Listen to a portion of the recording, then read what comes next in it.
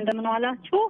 በባህር ዳር እንግዲህ በሶስት ጣቢያዎች የችግኝ ተከላ እየተካሄደ ይገኛል። እኔ በተገኘሁባቸው የዘንዘልማ ቀበሌ ገራድ የሚባል አካባቢ እንዲሁም ደግሞ ቤዛዊት ቤተመንግስት የሚባል አካባቢ ከዚህም ባሻገር በስፍራው በቀጣይ የሚጎበኘው የባህር ዳር ኢንዱስትሪ ፓርክ ስፍራ ችግኝ ተከላ የሚካሄድባቸው ስፍራዎች ናቸው። በእነዚህ ስፍራዎች የባህር ዳር ከተማ ህዝብ፣ የከተማዋና የክልሉ ከፍተኛ አመራሮችን ጨምሮ የሃይማኖት አባቶችና የተለያየ አደረጃጀት ላይ ያሉ የህብረተሰብ ክፍሎች እየተሳተፉ ነው የሚገኙት።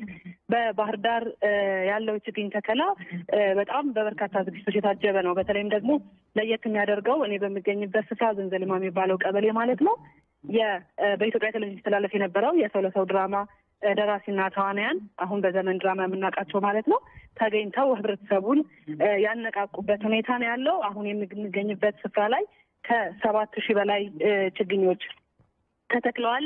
በቤዛዊት ቤተመንግስትም እንዲሁ ከ40 በላይ ችግኞች ተዘጋጅተው አሁን ተከላ ላይ ነው የሚገኙት። ከ40,000 በላይ ችግኞች ማለት ነው። በተለይ በእነዚህ ስፍራ የበርካታ ተቋማት ናቸው የሚተክሉት። 30 በላይ የሚሆኑ ተቋማት የኢትዮጵያ ቴሌቪዥን ሰራተኞችን ጨምሮ ማለት ነው ችግኞችን ስፍራ ተረክበው ተክለዋል። በቀጣይነት ባለቤት እንዲኖራቸው በመታሰቡ ነው እንዲህ አይነት የቦታዎችን ተረክበው የመትከል ሁኔታ የተከናወነው። በስነ ስርዓቱ ላይ አምባሳደር ውለታው ኃይለማርያም የክልሉን ርዕሰ መስተዳድር በመወከል ንግግር አድርገዋል። በተለይ ዘላቂ ሰላም ለማምጣት አረንጓዴ ልማትን ማረጋገጥ ሁነኛ መፍትሄ መሆኑን ጠቁመዋል። ከዚህም ባሻገር በዓለማችን የምናያቸው የተፈጥሮ ቁጣዎች የሰው ልጅ በተፈጥሮ ላይ ያደረሰ ካለው ጉዳት የመጣ በመሆኑ እንዲህ አይነት አረንጓዴ አሻራን ህብረተሰቡ የሚያሳርፍባቸው ባህል ሆኖ መቀጠል ያለባቸው ቀናት መሆናቸውን ነው እንዲሁ የጠቆሙት።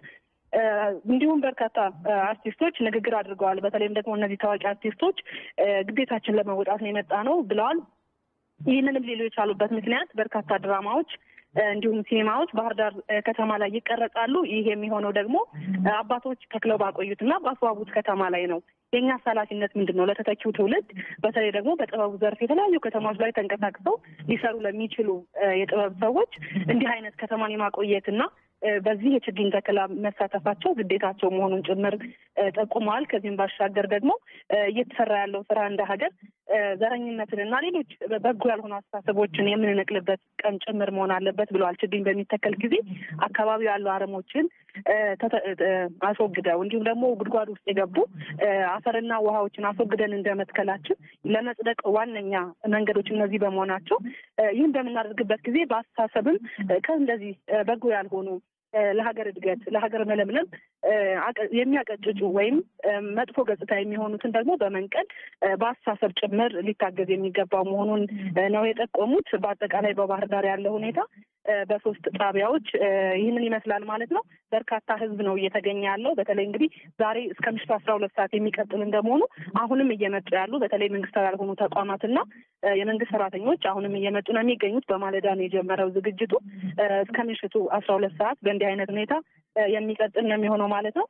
የሃይማኖት አባቶች በየቤተ እምነታቸው አስተምሯቸውን እንዲቀጥሉ መልእክት ተላልፏል። ይህ አንድ ቀን ብቻ ሆኖ የሚያልፍ መሆን የለበትም። በተለይ መንከባከቡ የዕለት ተዕለት ተግባር እንደሚሆን ነው የምገኝበት። የዘንዘልማ ቀበሌ ህብረተሰቡ እንዲህ አይነት መነሳሳት በማሳየቱ በተለይ ደግሞ የጣና ከፍተኛ ቦታ ላይ ነው የምንገኘው አሁን እና እዚህ ስፍራ ላይ መተከሉ ለአካባቢያቸው ካለው ጠቀሜታ አኳያ ለዚህ ችግኝ መንከባከብ የሚሆን አንድ በሬ ለህብረተሰቡ እየተከለ ላለው ህዝብ አበርክተዋል። ይህ እንግዲህ አካባቢውን ለመጠበቅ ካላቸው ከገቡት ቃል በተጨማሪ የተደረገ ነው ማለት ነው። በአጠቃላይ በችግኝ ተከላው ላይ ያለው ተነሳሽነትና የህብረተሰቡ ስሜት ደስ የሚል ነው።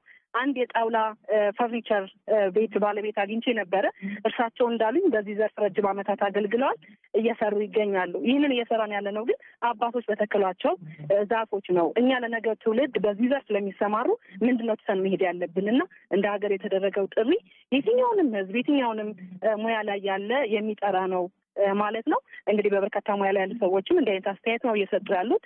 በአጠቃላይ ይህንን ይመስላል። በጣም እናመሰግናለን። መልካም ቀን ይሁንልሽ። እንግዲህ በሀገር አቀፍ ደረጃ 4 ቢሊዮን ችግኞችን ለመትከል በተያያዘው መርሃ ግብር መሰረት ዛሬ ደግሞ የአረንጓዴ አሻራ ቀን በሚል በአንድ ቀን 200 ሚሊዮን ችግኞችን በሀገር አቀፍ ደረጃ ለመትከል እቅድ ተይዞ እንቅስቃሴ እየተደረገ ነው የሚገኘው።